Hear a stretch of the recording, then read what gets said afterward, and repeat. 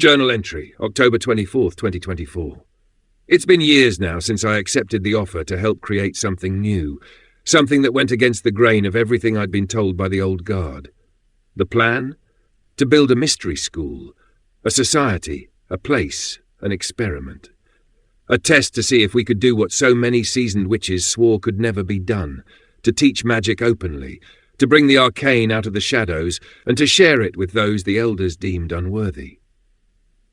Looking back, I see now that I've always had a bit of a rebellious streak in me when it comes to the local practitioners.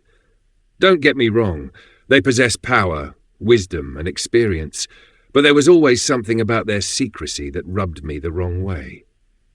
I was never one to stay in the proverbial broom closet. Even in my early days working in construction, I had magical clients calling me for help and advice as if it were the most natural thing in the world. I wore my practice openly, even if the rest of the world kept it under wraps. This might sound odd, given the anonymity I enjoy here in this journal, but it's true. I've never hidden who I am. And maybe that was part of my naivete in the beginning, trusting that people who said they wanted to learn magic really meant it. I've met plenty of great practitioners in my time, the real deal. The fascinating thing about these truly skilled witches and magicians, they don't write books. They don't teach openly. They're not chasing after Instagram followers or writing for that absurd publishing company with the crescent moon logo. No, these people lurk in the shadows, working quietly, occasionally turning up at the odd pagan moot to scope out talent. More often than not, they're looking to see if there's anyone worth assimilating into their private practices, though some, like Mr. Q, yes, I see you, just show up to see which plebs they can manipulate for their own ends. These real practitioners stay hidden, keeping their craft close and inaccessible, and sometimes it's hard not to feel a bit superior when you know the difference. I get accused of being elitist sometimes, but it's not because I'm puffed up by my own skill or think I'm better than others. It's just that I know what it takes, the sheer determination, the grit, and yes, the metaphorical balls, to really get anywhere with magic at a high level. The quality of modern-day practitioners is, well, let's just say it's lacking. The 21st century has become a playground for spiritual dabblers, and if you're serious about magic, you either have to commit or bow out. There's no middle ground. That's what led us, me and another practitioner, someone with the same frustration I felt, to open the doors, to let the profane, the mundane, the wannabes in. We thought, why not? Why not try to teach the unworthy, to show them what real magic looks like, and maybe, just maybe, find the 1 or 2 gems among the 100 fools? And for a time it worked. We found some hungry souls, people who really wanted to learn and progress.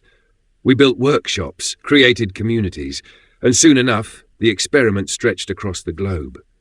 But for every one true student, there were 100 more who just wanted to play dress-up. Magic is serious work, yes, but it's also fun. And I never cared much about what someone looked like. After all, glamour magic is a thing. But I do care about their ambition, their hunger to know.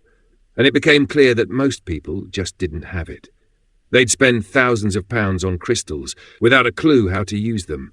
They'd collect tarot decks like trophies, but couldn't pull a single accurate reading if their lives depended on it. Witchcraft has become an industry.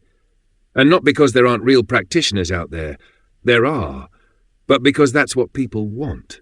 They want the aesthetics, the tools, the trinkets. They don't want the actual work. It's frustrating, sure, but it's also just the way things have gone. The world's full of people who want the look of magic, not the substance. Now, as this grand experiment I've been part of begins to wind down, I find myself reflecting on it all.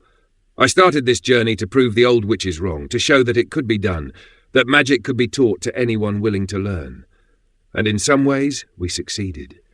But mostly, I've learned that the old ways really are the best. The closed circles, the secrecy, the intense dedication, it's there for a reason. Magic isn't for everyone, and that's okay. I suppose I'll use this journal to recount some of the stories from our mystery school, maybe even some of the techniques we used. It'll help me process everything that's happened. Not that it'll mean much in the grand scheme of things. I've learned that you can't hand magic to someone on a silver platter. They have to go through the fire themselves. And right now, I don't feel like taking on an apprentice. Not today, at least. Maybe not for a long while.